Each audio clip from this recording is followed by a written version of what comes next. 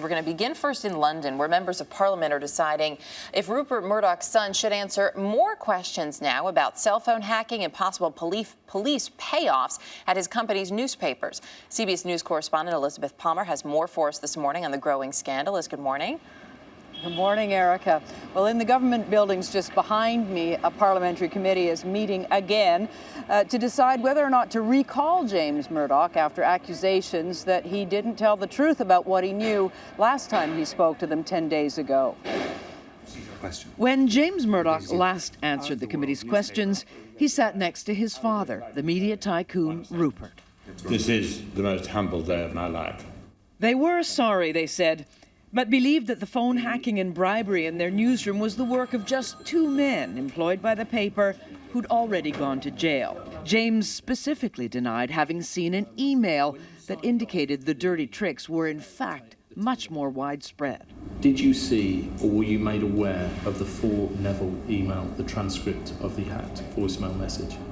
No, I was not aware of that at the time. Oh, yes, he was, say two company insiders, including the editor of the News of the World at the time and the paper's lawyer. Now, British lawmakers want to follow up.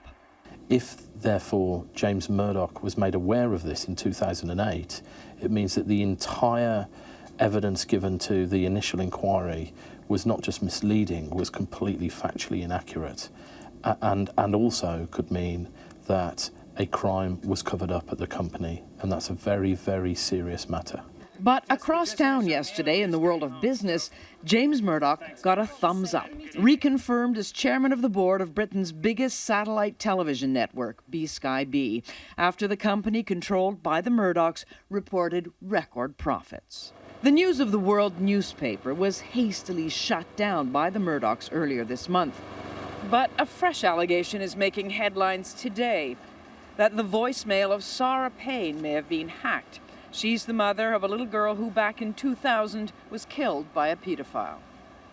At the moment, all the police have told Mrs. Payne is that her details, or some of her details, were found on a list of names belonging to a private detective who was a specialist in phone hacking for the News of the World. Erica? Oh, it's just so disturbing. Elizabeth Palmer in London this morning. Thanks.